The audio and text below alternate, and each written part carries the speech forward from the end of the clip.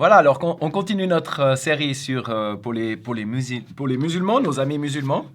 Et puis, on a dit la dernière fois qu'on voulait se poser des questions sur les églises. Qu'est-ce que c'est les églises? Toi, tu viens dans nos pays, dans les pays chrétiens, puis tu te dis, tu remarques, peut-être avec le temps, tu vois qu'il y a différentes églises. Il y a l'église catholique, il y a l'église protestante, et puis il y a encore d'autres églises qui sont plus libres, différentes, évangéliques, etc. Hein? Puis après, il y a encore d'autres choses. Peut-être que tu ne le sais pas, mais il y a tout plein de sectes. Enfin bon. Puis tu te dis, mais qu'est-ce que c'est ça? Hein? Puis peut-être on voulait, dans cette vidéo, retracer un petit peu comment c'est venu en termes historiques. Hein? Alors, peut-être on peut peut-être rappeler que quand Jésus est venu, déjà Jésus, il a dit, dans Matthieu 16, et peut-être on peut lire ce verset, que...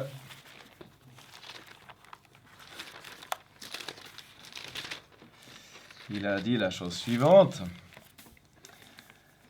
Moi, je bâtirai sur ce roc. Sur ce roc, c'était la parole que Pierre, l'apôtre Pierre venait de dire.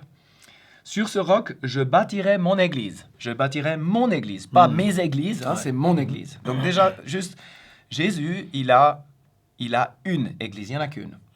Et on disait la dernière fois dans notre vidéo hein, qu'il y a des chrétiens qui croient vraiment, qui croient au Seigneur Jésus, qui mettent leur confiance en Dieu, qui croient à la parole de Dieu, qui obéissent au Seigneur, qui font la volonté du Père.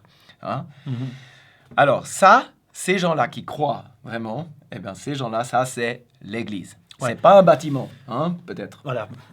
Peut-être faut juste expliquer, je me dis, peut-être pour comprendre ça, il faut peut-être juste expliquer qu'est-ce que le mot « Église » veut dire, parce que la Bible, elle a été traduite, elle n'a pas été écrite en français. Non.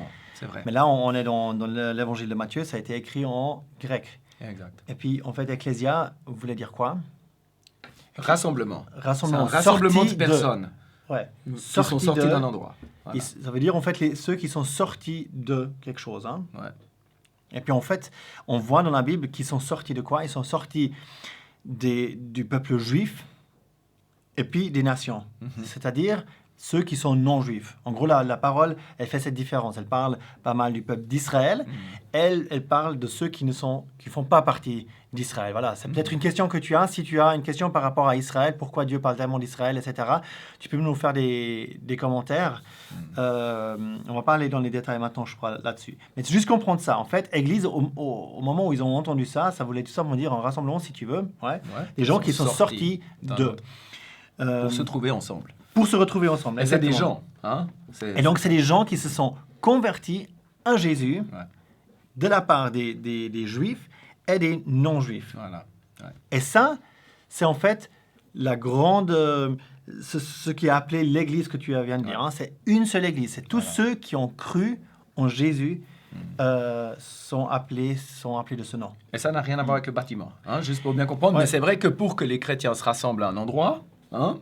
Il y a des bâtiments qui ont été construits. Ça peut être une salle, ça peut être un bâtiment, mais fondamentalement, c'est pas ça, l'Église. Et aussi, en fait, tous ces gens sur la planète, ils peuvent pas tous venir ensemble, se réunir à un moment donné. Et Dieu, en fait, il veut aussi qu'on se réunisse ensemble comme chrétiens, comme ceux qui ont cru en Jésus. Et donc, on vient ensemble. Et la Bible, en fait, appelle ces groupements, quand ils viennent quelque part ensemble, aussi l'Église. Église locale. Une Église locale, exactement. Une assemblée locale. Voilà. Mais le fait maintenant qu'il y ait tellement de différents noms de l'Église, ça c'est quelque chose qu'on ne voit pas directement dans la Bible, on voit plutôt une mise en garde où ça a commencé déjà. Et donc, de nouveau, c'est quelque chose qu'il faut comprendre. Oui, vous voyez ça, tu viens ici en Suisse, tu vois toutes ces églises, et on doit être honnête aussi, il y a eu des séparations, des schismes, des divisions, des choses comme ça. C'est peut-être pas trop compliqué pour comprendre pour toi, parce qu'en fait, dans l'islam, ça existe aussi quand même. Hein. Par exemple, il y a les sunnites, il y a les chiites, les sunnites. Et après, il y a différentes écoles encore qui existent. Il y a les alaouites, c'est encore autre chose, etc. Donc, peut-être tu comprends ça de manière quand même assez simple. C'est un peu semblable avec l'Église catholique. C'est un peu semblable, et puis en même temps, je pense que la dynamique a été différente dans la manière dont ça s'est séparé. Et peut-être ça, on peut juste prendre un tout petit moment pour ça, pour comprendre aussi qu'est-ce que c'est l'Église catholique, d'où elle sort en fait. Parce que, donc, tout au début dans la Bible, on voit que l'Église a été formée. si on veut voir la formation de l'Église, les premiers chrétiens qui se sont rassemblés ensemble, il faut lire dans le livre des Actes. Donc l'Église, encore une fois, dans ce sens-là, qui s'est formée, ça veut dire tout simplement les chrétiens. Les premiers chrétiens, c'est équivalent à l'Église. Voilà, et la Bible, elle montre que c'est le Saint-Esprit qui est descendu. Le Seigneur Jésus est monté au ciel et le Saint-Esprit est descendu dans les croyants chrétiens, dans les chrétiens qui croient en Jésus. Et ça, c'est l'Église, qui est constituée de croyants qui croient en Jésus et qui ont le Saint-Esprit. Mais après... Okay, ça, c'est un gros truc. Ouais. Ce qui est le Saint-Esprit qui est descendu et qui est dans les chrétiens... OK, mets ça de côté un tout petit peu. C'est comme ça, c'est important pour quelque part. C'est un truc important. Pour comprendre quand même qu'est-ce que c'est l'Église. Mais c'est un gros truc probablement pour toi maintenant, juste d'entendre ça, que l'Esprit descend et vient en nous. Mais on va en parler dans d'autres vidéos plus tard. Mais pour l'instant, c'est vrai que c'est quelque chose que la Bible enseigne, que quand on se convertit, en fait, on reçoit l'Esprit Saint. Ouais. Et tous ceux qui ont fait cet acte-là, qui se sont convertis et qui ont alors aussi l'Esprit Saint, forment en fait cette Église. Oui, absolument. Voilà. Bon, alors simplement, je ne voulais pas entrer dans les choses compliquées, mais donc on voit la formation de l'Église. Et là, c'est une Église, elle n'a pas de nom. Ce n'est pas l'Église catholique ou l'Église protestante, mais on la voit se former dans le livre des Actes, dans la Bible. On a un livre pour ça, il y a un livre qui parle spécifiquement de ça. Puis après, l'histoire... On connaît un peu l'histoire dans le passé. En fait, cette Église, elle a évolué. Puis elle était toujours une. Et puis, ça a évolué à travers le Moyen-Âge et tout ça. Et cette Église, elle s'est quand même assez fortement corrompue par rapport à ce que la Bible enseigne. Et dans les années 1500, on peut peut-être juste aller là, dans les années 1500, eh bien, cette Église, elle enseignait fondamentalement que pour être sauvé, tu pouvais acheter ton salut. Pour aller au ciel, eh bien, tu pouvais payer de l'argent à l'Église, et puis, en payant l'argent, l'Église te disait, tu vas au ciel. Et ça a été le départ d'un mouvement de protestation qui a créé finalement l'Église protestante, qui protestait contre ce genre de doctrine fausse, parce que la Bible n'enseigne pas du tout ça. On ne peut pas aller au ciel en payant de l'argent. On peut aller au ciel seulement si on croit au Seigneur Jésus, selon la Bible. Eh bien, c'est ça qui a créé après l'Église protestante. Alors voilà, il y a eu toutes les églises protestantes. Et puis des églises protestantes sont nées encore d'autres églises plus évangéliques, etc. Voilà. Ce qu'on appelle aussi la réforme. Peut-être c'est quelque chose que tu as déjà entendu. Exactement. Si tu vas à Genève, il y a le mur des réformateurs. Ça, c'est les gens-là qui, entre autres... qui ont pris la Bible et qui ont dit, ça, on peut pas payer pour aller au ciel. Il faut avoir la foi, etc. Qui ont remis certaines choses de ce livre Nouveau en lumière. Et ça fait en fait, d'abord, ils voulaient réformer l'Église. Ils voulaient pas révolutionner, pas faire une révolution, mais ça fait que finalement c'était plus possible. Ils ont été exclus de l'Église. Et puis il y a une nouvelle chose qui a été formée, qui est aussi devenue très vite après politique, malheureusement aussi. Voilà. Ouais.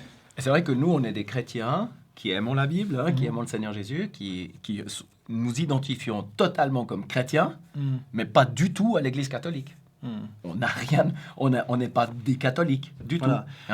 Parce que c'est une Église qui a quand même fortement dévié. Voilà, ce qu'il faut vraiment comprendre, ce qui est vraiment important pour toi, pourquoi on voulait faire cette vidéo, c'est de comprendre que déjà, premièrement, ce qu'on remarque en fait, souvent les gens musulmans, nos amis avec qui on parle, ils croient que l'Église catholique, c'est ça les vrais chrétiens. Ouais, ça, c'est vraiment... Alors que pour beaucoup de chrétiens, alors pour les catholiques, évidemment, c'est le cas, mais pour énormément de chrétiens, c'est pas le cas. Ouais. Il y a beaucoup de choses que l'Église catholique fait qui sont vraiment pas écrites dans la Bible. Oui, tout à fait. Par exemple, le pape. Le pape, c'est quelque chose qui n'existe. Nous, on ne reconnaît pas le pape comme une autorité quelconque. Ouais. Du tout.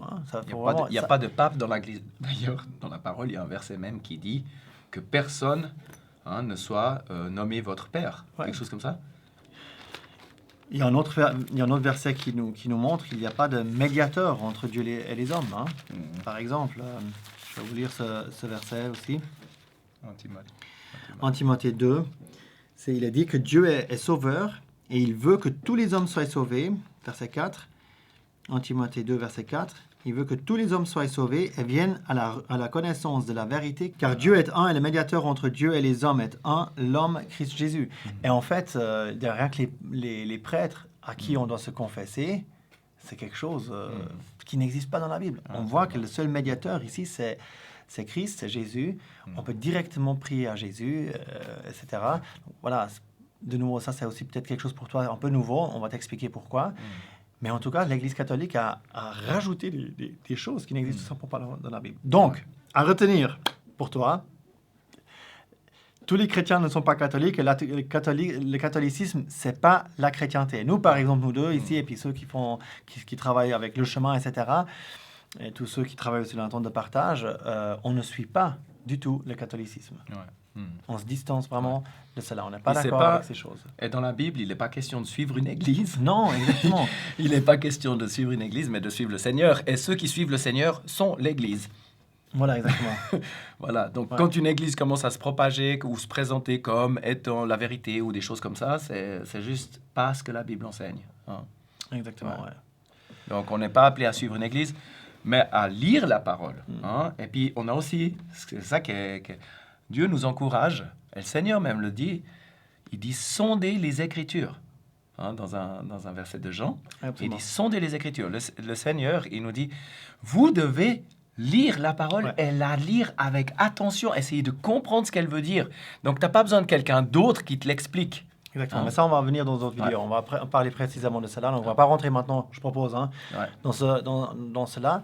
Mais juste comprendre. Voilà, tu vois, toutes ces églises, en gros, il y a le protestantisme et le catholicisme. Et Luc t'a un peu expliqué comment c'est venu. Après, il y a encore tout le monde évangélique. Hein, on dit nous sommes... Qui sort du protestantisme. C'est des évangéliques, on ne dit pas des évangélistes. C'est des évangéliques.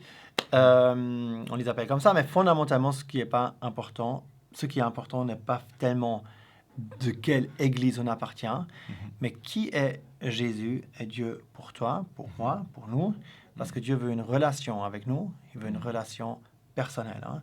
Et comment trouver cette relation, comment ce que Dieu veut, on le trouve en effet, comme tu viens de dire, dans la Bible.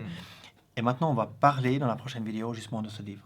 Absolument. Hein? Je crois que c'est bien. Peut-être on s'arrête ici pour l'instant, mais dans la prochaine vidéo, on va parler sur ce livre parce que ça, c'est très, très, très, très important aussi pour vous. On le sait très bien. OK. Alors, à bientôt. À la prochaine vidéo. Ciao.